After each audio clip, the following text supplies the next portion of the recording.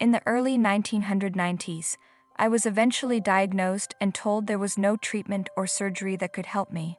Because nothing is known about what I have, I must enjoy my life to the fullest. Medication has had no effect. I tell you this so that when I talk about being depressed, you'll understand how and why I got to the point of wanting to commit suicide. As a result of my condition, I suffered a great deal of embarrassment. Being so young and unable to live a regular life made me believe that I would never experience love.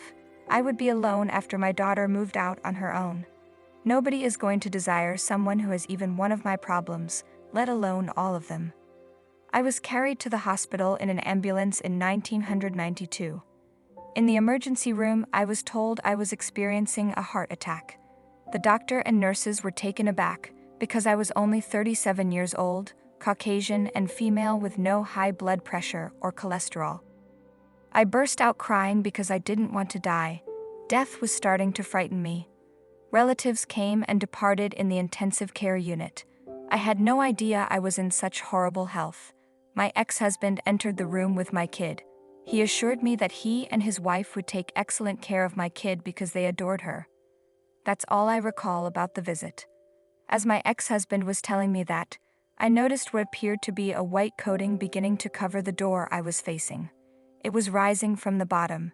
It gradually filled the entire landscape, until everything I could see was the cleanest, purest white I'd ever seen in my life. My daughter informed me that she assumed I had gone asleep while she was there with her father, but then she heard the heart machine make a long sound and the line was flat across. They took a step back while a group of approximately 5 people formed around me, instructing each other on what to do and where to go. They closed the curtain, and she saw someone come in and paddle my chest with the machine. They were instructed to wait in the waiting room. They were removed out of my room and told that someone will be out to the waiting area as soon as possible to inform them of what was going on. Meanwhile, I was immersed by the most wonderful sensation I had ever had. I was sinking more and deeper into that sensation of being where I was. I'd never seen or imagined a place so pure and peaceful. There was serenity, tranquility, and a quiet I had never known before. There was no illness, agony, or suffering of any kind there, as far as I could tell. There was nothing negative in the vicinity. There is nothing nasty or evil. The more I glanced about, the better things appeared to get. I do recall feeling awestruck and exclaiming loudly, "Ah!" Looking forward, I noticed the softest whiteness I'd ever seen. It stretched as far as my eyes could see. It seemed to stretch for miles in both length and width.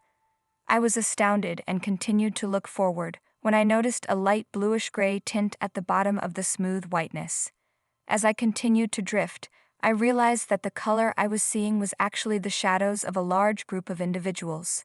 No one was of any color, big or small, young or elderly, for they were all silhouettes. There were a lot of them. There were so many that I couldn't count them. There was an overwhelming sense of unconditional love all around us. I wanted to keep going. I was curious about this location. I wanted to be a part of it. As I came closer to them, it appeared as though a white fog was lifting, allowing me to see more and more clearly. At that point, I was approached by what appeared to be a lady. She got close enough to me to grab my hand in hers. I know I fell in love with her the moment I laid eyes on her. I had the impression that she, too, loved and accepted me. Everyone else remained where they were. They appeared to be conversing with one another. I know the woman and I talked for a long, but I can't recall what we talked about. When I opened my eyes, my head was tipped on the floor. I tried to raise my head to see where I was, but my head was at an angle that made it impossible for me to do so. When I turned to my right, there stood a stranger I'd never seen before. He stated, "Hello. You can't possibly be at ease with that. I'll raise your head for you. You gave us quite a scare, young lady," he remarked. The man was the doctor who had restarted my heart. I recall not wanting to speak. I was depressed and empty. I was perplexed. I closed my eyes because I wanted to return to the sensation I had just experienced. I desired the whiteness and everything else present, but it didn't function when I closed my eyes. I didn't comprehend anything until I was watching TV one night and someone who had experienced a near-death experience came on. As time passed, I realized that this was also what occurred to me. This is not something that comes up in everyday discussion, so I had no idea about it until the TV show came along to open my eyes. The more I saw things like these on TV, the more I accepted what happened in 1992. When I've tried to tell people about it, they've expressed questions about if what I'm saying happened to me or whether I'm just making it up. I know I've changed my mind and views about a lot of things since that day. I had the opportunity to speak with two different persons before they died, and I shared my experience with them in the hopes of reducing their fear of death. I did form a close friendship with a young man who died a few months ago. We were able to discuss death since he was dying of cystic fibrosis. I'm not sure why I'm alive today. My life is not going well. I live my life as I always have, except that time has exacerbated my diseases, and I can now add heart disease to the list. I still require assistance from time to time. For the past few months, I've needed assistance getting in and out of the bathtub. However, my hands are acting up again, thus my functions are currently limited. If I eat anything, I need to have a bathroom nearby within an hour because I lose any food I put inside. I now rely on disability and mass health. My handicap and mass health do not cover the things I require for myself, therefore my flat is not as well stocked as it should be. I will never give up my dog or cat to eat healthier, because they are the only people I get to love and be loved by on a daily basis. When I'm sick, my animals don't run away from me. They are here to adore me regardless of my circumstances. So because of my financial situation, I can't even purchase an ice cream cone from Dairy Queen on a hot day. There have been a few instances when my life has been so empty, with a lack of love and people in my life, that I have cried out to the skies, demanding to be shown what I am still doing here. Why did I have to return? I'm in a lot of pain, whether it's physical agony or loneliness, and sometimes both at the same time. I'm at a loss on what to do with myself. Prior to my encounter, I visited my mother in the hospital as she battled cancer.